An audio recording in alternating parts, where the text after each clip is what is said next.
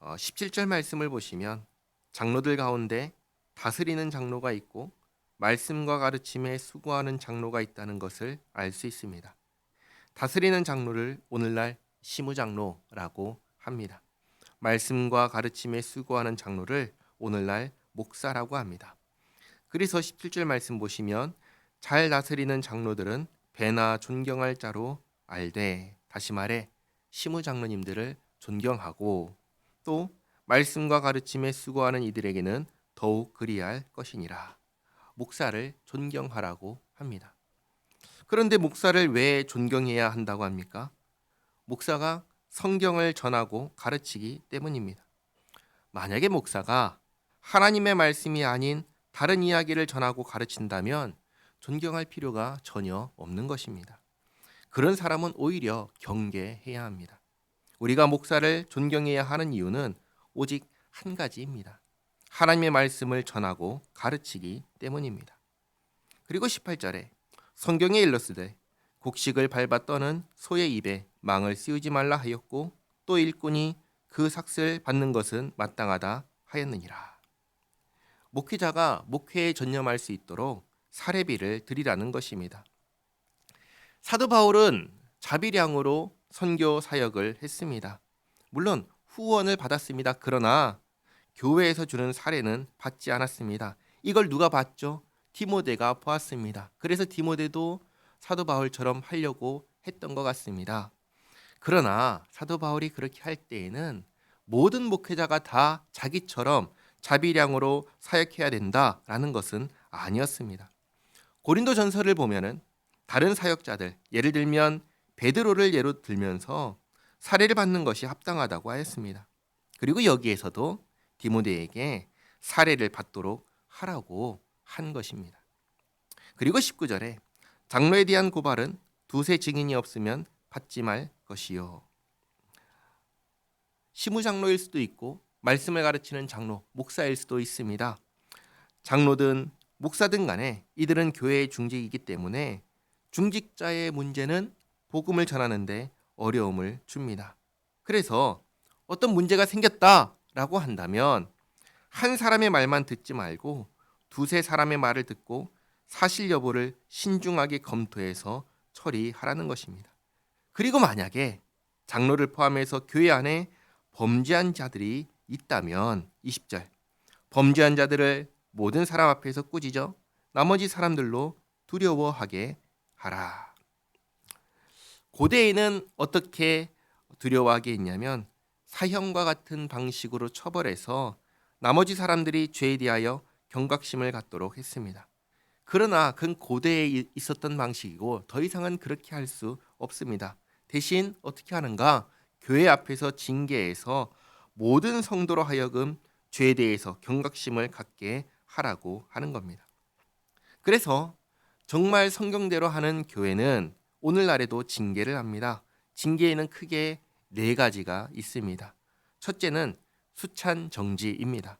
성찬에 참여하지 못하게 하는 것입니다. 둘째는 정직이라고 해서 일정 기간 동안 직분을 수행할 수 없게 하는 것입니다. 셋째는 면직입니다. 직분을 파면시키는 것입니다. 그리고 넷째가 출교입니다. 교회에서 내보내는 것입니다. 이렇게 징계해서 죄에 대해서 경각심을 갖도록 하게 하라 하였습니다. 21절에 하나님과 그리스도 예수와 택하심을 받은 천사들 앞에서 내가 엄히 명하노니 너는 편견이 없이 이것들을 지켜 아무 일도 불공평하게 하지 말며 아무에게나 경솔히 안수하지 말고. 신약 시대의 안수는 두 가지 경우에 안수를 했습니다. 첫째는 직분자를 임명할 때 안수했고 둘째는 병든 자를 위해서 기도할 때 안수했습니다. 그 외에는 일반적인 경우에 안수하지 않았습니다. 병든 자를 위해서는 얼마든지 안수 기도할 수 있지만 세례를 행하거나 직분자를 임명하는 일에는 신중하게 해야 합니다. 그래서 아무에게나 경솔히 안수하지 말고, 그리고 하반절에 다른 사람의 죄에 간섭하지 말며, 이것은 다른 사람의 죄에 참여하지 마라, 함께 죄를 범하지 마라는 말씀입니다. 그리고 내 자신을 지켜 정결하게 하라. 이제부터는 물만 마시지 말고 내 위장과 자주 나는 병을 위하여 포도주를 조금씩 쓰라.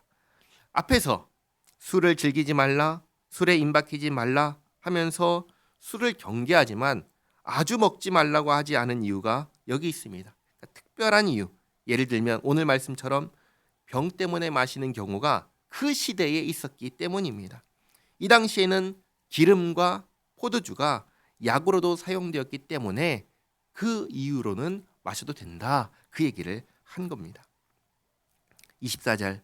어떤 사람들의 죄는 밝히 드러나 먼저 심판에 나아가고 어떤 사람들의 죄는 그 뒤를 따르나니 이와 같이 선행도 밝히 드러나고 그렇지 아니한 것도 숨길 수 없느니라.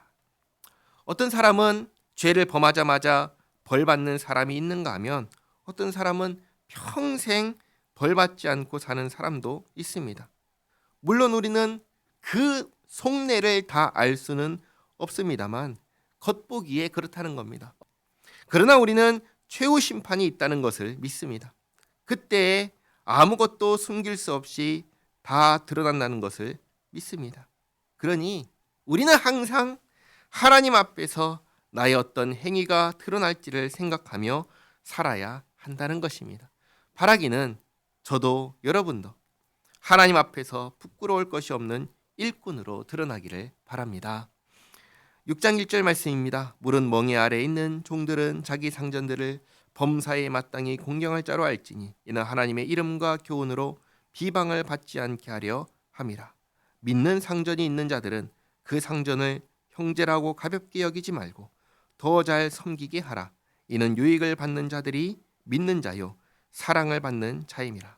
너는 이것들을 가르치고 권하라. 아멘.